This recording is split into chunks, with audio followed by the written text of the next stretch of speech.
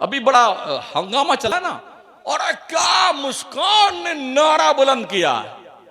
नारा तो किया बुलंद, उसने पूरे मिल्लत इस्लामिया के मुंह पे जूते मारे, जूते। समझ रहे हो? ओ हराम खोरो, कान खोल के सुन लो। क्या कौमे मुस्लिम के पास पैसे नहीं है कि वो स्कूल और कॉलेज कायम करे? क्या आप मुझे बता सकते हैं नागौर डिस्ट्रिक्ट में मुसलमानों का कोई कॉलेज है? कभी खाजा की देग भरने पहुंच जाए गजमेर में, 200 किलो काजू, 200 किलो बादाम, 200 किलो वो हराम मेवा, वो देग बनी ना अभी, हाँ उस पे आया वार्ड, उस पे क्या नाम है, यूट्यूब पे 200 किलो। अरे बंद कर दो ये बकवासें। उस कौम की बच्ची ने ये थप्पड़ मारा कौम के उन दौलतमंदों पर, उनके चेहरों पर जूते लगाए हैं। अपने बच्चियों और बहनों की फिक्र करना है तो अपने बच्चियों और बहनों के पढ़ने के लिए कॉलेज बनाइए, कॉलेज यूनिवर्सिटी बनाइए। और सिर्फ इतने का नाम है, उस तारीख में उतने बजे जितने बजे उस बुजुर्ग का इंतकाल हुआ है उसकी फातिहा लगा दो। इसी का नाम उर्स है। बकिया धंधा है, बिजनेस है, मुजावरों की तोड़ भरना है, इनकी बिल्डिंगें बनाना है। ये पैसे रोक करके, फातिहा के पैसे रोक करके, खुराफात के पैसे रोक करके अपनी कौम की बच्चियों के लिए कॉलेज बनाइए। आप सोच रहे सिर्फ कर्नाटक में ऐसा हुआ है? जयपुर में बच्चियों को इंटरेस्ट नहीं हुआ है। स्कूल से बच्चियों को निकाल दिया गया है, मुसलमान बच्चियों को, जो बच्चियां सर पे हिजाब रख करके आई थी। हमारे मकराने में कुछ स्कूलों में ऐसा हुआ है। लोग खुश हैं। अरे हुकूमत के आदेश के अनुसार कर्नाटक हाई कोर्ट ने सुनवाई तो कर ली है, फैसला महफूज रखा है। जैसे बाबरी मस्जिद का फैसला महफूज रखा था ना, ऐसे भी रखा हुआ है। 3 तलाक का फैसला महफूज रखा था, फिर वो भांडा फोड़ दिया मर्दूदों ने। ऐसे ही फैसला महफूज रखा है ताकि वक्त आने पर यह भांडा फोड़ दिया जाए कि कोई मुस्लिम लड़की कॉलेज में हिजाब लगा के नहीं आ सकती है। उस कानून की पालना करनी पड़ेगी। जो स्कूल का ड्रेस कोड है उस पर चलना पड़ेगा। तो अब ये सोच लीजिए कि आने वाला दिन आपकी कौम के लिए कितना बुरा है, ये सोच लीजिए आप। और मैं उन बदमाशों से, उन लौंडों से, मुस्लिम कौम के उन जवानों से मुखातब हूं जिनकी जवानियों के दिन और रातें गली कूचे में आवारा कुत्तों की तरह गुजरती रहती हैं। बंद कर लो ये बकवास, सुधार लो अपने आप को। अभी वक्त है, वक्त है। वरना सीरिया, लीबिया, इराक, अफगानिस्तान की वो जलती हुई लाशें, डूबते हुए बच्चे, तबाहो बर्बाद होती हुई माओ बहनों की इज्जतो आबरू, ये हिस्ट्री पढ़ लेना। जो कौम आवारा हो जाती है, बेगैरत हो जाती है, बेहया हो जाती है, बेशरम हो जाती है, फिर अल्लाह की लाठी उस कौम पे पड़ती है। शुक्र मनाओ कि किस बुनियाद पर अब तक बचे हुए हो। किस बुनियाद पर? मदरसों की तरफ कोई ध्यान नहीं, मस्जिदों की तरफ कोई ध्यान नहीं, मुआशरे को अच्छे और पाकीज़ा माहौल में तब्दील करने का कोई तस्वुर नहीं। कोई हमारे पास प्लानिंग नहीं है कि हम कैसे अपने मुल्क में अपनी जिंदगी को बेहतर बना सकते हैं, अपने आने वाली नस्लों को कैसे उनका मुस्तकबिल हम महफूज कर सकते हैं और रोशन बना सकते हैं। ताबना कोई हमारे पास प्रोग्राम नहीं है और ना हमारे पास कोई ऐसी सोच है। जैसे कीड़े मकोड़े पैदा हो जाते हैं, कहीं इधर पड़े मर गए, कहीं उस गली कूचे मर गए, कहीं उधर जा रहे हैं, आवारागर्दी। ये हमारी कौम का हाल है। और सिर्फ ये आपके नागौर का नहीं है, पूरे मुल्क के मुसलमानों का है। एक कॉलेज मुसलमानों के पास नहीं है पूरे नागौर में। यूनिवर्सिटी छोड़िए आप, राजस्थान भर में 2-4 कॉलेज होंगे मुसलमानों के, यूनिवर्सिटी तो है ही नहीं कहीं भी। क्या करेंगे आप? इल्म का दौर है, इल्म का, क्वालिफिकेशन का दौर है, पढ़ाई का दौर है, ज्ञान का दौर है, रिसर्च का दौर है।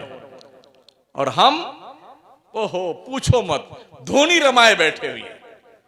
कभी पहुंच जाएंगे सूफी साहब दरबार में, वहां गप्पे लड़ाएंगे बैठ करके। मंगतों की एक लंबी फोर्स हमारे पास में। जिस गली कूचे में देखिए एक एक डब्बे पे एक एक फकीर को बिठाए हुए घूम रहा है फजर की अजान के वक्त, और हदीसें बयान करता है इसी को देना वाजिब है, इसी फकीर को देना फर्ज है, इसी पर खर्च कीजिए, अल्लाह के रसूल ने फरमाया है। अपने घरों से निकल के इसकी हालत देखें तो हमारी माएं बहुत जल्दी घर से निकलती बहन, और जल्दी को जो अभी वो मांग दूर निकल जाएगा, जल्दी को जल्दी दे दो। उनको ये भी तौफीक नहीं होती ये मांगने वाला कौन है, ये तो जान लें। ज़कात, फितरा, खैरात सब दे दो, अल्लाह वाला ले जाइए ले जाइए। सिस्टम बनाइए, सिस्टम। ये तकरीर का वक्त नहीं जो मैं चिल्ला रहा हूं, ठीक है ना।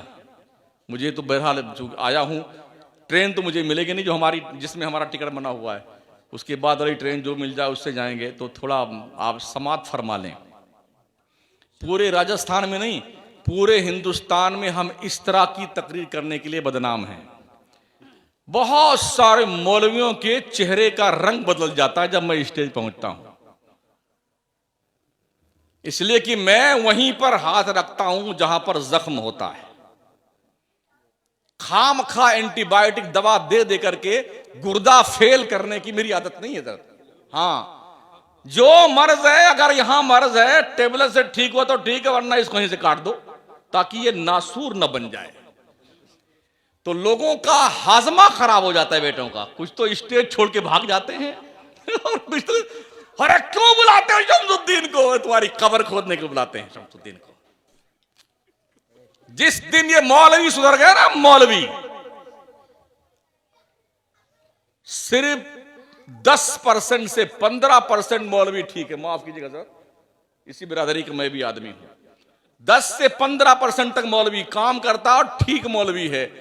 80% मौलवियों का हाल इतना खराब है कि पूछो मत साहब, कुछ लेना देना नहीं। ये हमारी डुगडुगी है, ये हमारी दुकान है, ये तुम्हारी दुकान है, बस इसी में अपना बाजा बजाते रहो रात भर और दिन भर बैठे हुए। हमारी यूनिटी क्यों नहीं है? हमारा अकीदा एक है, मसलक एक है, मशरब एक है, मंजिल एक है, रास्ता एक है। हम एक क्यों नहीं है बना में सुन्नी? क्यों एक नहीं? अपने अपने पीर की डुगडुगी बजाए हुए पीर साहब। मरदूदों कान खोल के सुन लो, वो उस तरह के मौलवी जो इस नेचर के हैं। अल्लाह ने हमें दीन की तबलीग के लिए पैदा किया है, पीर की तबलीग के लिए नहीं पैदा किया है। पूरे कुरान में किसी पीर का जिक्र नहीं है और हदीस की किसी किताब में किसी पीर का जिक्र नहीं है। अगर है तो मुझे बता दो ला करके। पीरी मुरीदी का रीजन क्या रहा है, जरा इस पे गौर कीजिए।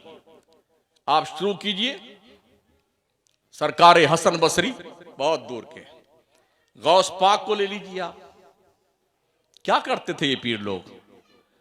ख्वाजा उस्मान हारूनी को देखिए, सरकार ख्वाजा गरीब नवाज को देखिए, मखदूम अशरफ सिमनानी को देखिए, इमाम अहमद रजा सरकार को देखिए। ये लोग क्या करते थे मुरीद करके? बिल्डिंग बनाते थे, पैसा इकट्ठा करते थे, गाड़ियां खरीदते थे? जी नहीं। ये लोग जिसको मुरीद करते थे ना, उसे अल्लाह का वली बनाते थे। देख लीजिए, जितने मुरीद ख्वाजा गरीब नवाज के हैं, हर मुरीद अल्लाह का वली है। चाहे बख्तियार काकी के मुरीद हों, साबिर अलाउद्दीन के मुरीद हों, सारे मुरीद अल्लाह के वली। इमाम अहमद रजा के सारे मुरीद अल्लाह के वली, मखदूम सिमना के सारे मुरीद अल्लाह के। क्यों? इसलिए कि वो मुरीद की तरबियत करते थे। इसलिए मुरीद नहीं करते थे कि पीर का बंगला बने, एक कोठी बने। हमने देखा है पीरों के, एक कोठी कलकत्ता में है उसी पीर की 2 करोड़ की, उसी की कोठी मुंबई में 3 करोड़ की, उसी की कोठी अहमदाबाद में 2 करोड़ की, उसी की कोठी लखनऊ में 3 करोड़ की। रहता कौन है? एक चपरासी रहता है झाड़ू पोछा लगाने के लिए। और जब पीर आएगा तो फिर सारे मुरीद पहुंचे, जिंदाबाद जिंदाबाद जिंदाबाद जिंदाबाद। 3 दिन मरदूद रहते वहां पर, लूट खसोट के खाते हैं मुरीद। और मुरीद समझता आप जन्नत मेरे बाप की हो गई। कसम खुदा के इतना मारे जाओगे ना, पीर भी इतना कूटा जाएगा, भेजा बाहर निकल आएगा उसका पीर का। और ऐसे मुरीदों की वो धुनाई होगी, शक्लें नहीं पहचानी जाएंगी। शक्लें नहीं पहचानी जाएंगी। अपने दिल में झांक कर देखो कितना गंदा हो चुका है ये दिल। हरामखोरी, बेईमानी, लूट खसोट, गीबत, चुगली, बुराई, ये सब की आमाजगाह हमारा दिल बना हुआ है। अल्लाह वाले क्या करते थे? क्यों फरमाया गया अल्लाह का वली वो है जिसका चेहरा देखो तो अल्लाह की याद आ जाए। अल्लाह की ऐसे ऐसे बहुत कम है इस दौर में। वो जो बेचते थे दवाए दिल, वो दुकान अपनी बढ़ा गए। जो जन्नत बेचते थे ना बहलोल दाना, वो अपनी कब्र में गए। अब तो पीर देता